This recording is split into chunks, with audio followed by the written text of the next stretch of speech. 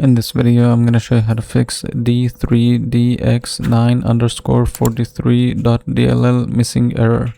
First thing you want to do is go to CMD and then run as administrator.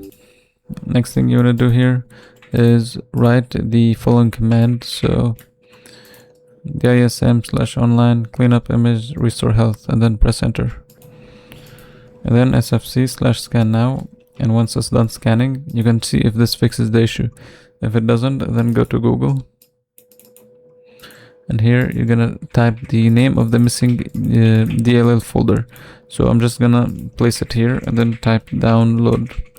Then press OK, and then go to this site. Over here, you're gonna need to check what type of system you're using. So if you go here, properties, if you see 64-bit, then you're using 64-bit. So if you're using 64-bit computer, then download both the 64-bit and 32-bit. If you're using a 32-bit computer, then only download the 32-bit computer version. So first, I'm just gonna download the 64-bit.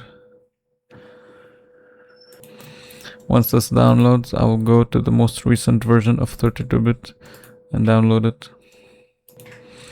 And then once this is done, you can just close this down and then open the downloads. So here, I suggest you to label them. So I'm gonna make sure to label them 64-bit,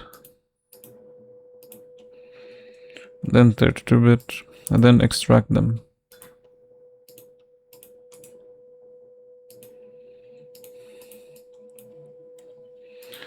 Now you just place this here and then go to this PC, C drive, then you want to go to Windows, then go to System32.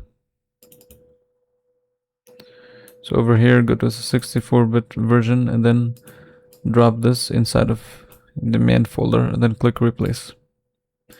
Go to Windows and then go to syswap64. Go to 32-bit version and then drop this one inside of this one and then click replace the file. So you will drop it inside this main folder. So this is what you should do if you're using a 64-bit. If you're using a 32-bit, then just drop the 32-bit inside of System32 and that should be it. So once done, you can check if this fixes the error. If it doesn't, then go back again to Google. And here you're gonna download, type in DirectX and user time download. Go to the main Microsoft web page. Now here you will download the web installer. So for the DirectX, click download and run the installer. So once you run the installer and install it, this should fix the missing DLL folders. So just click next and download it normally, and after that remember to restart your computer and this should fix the issue.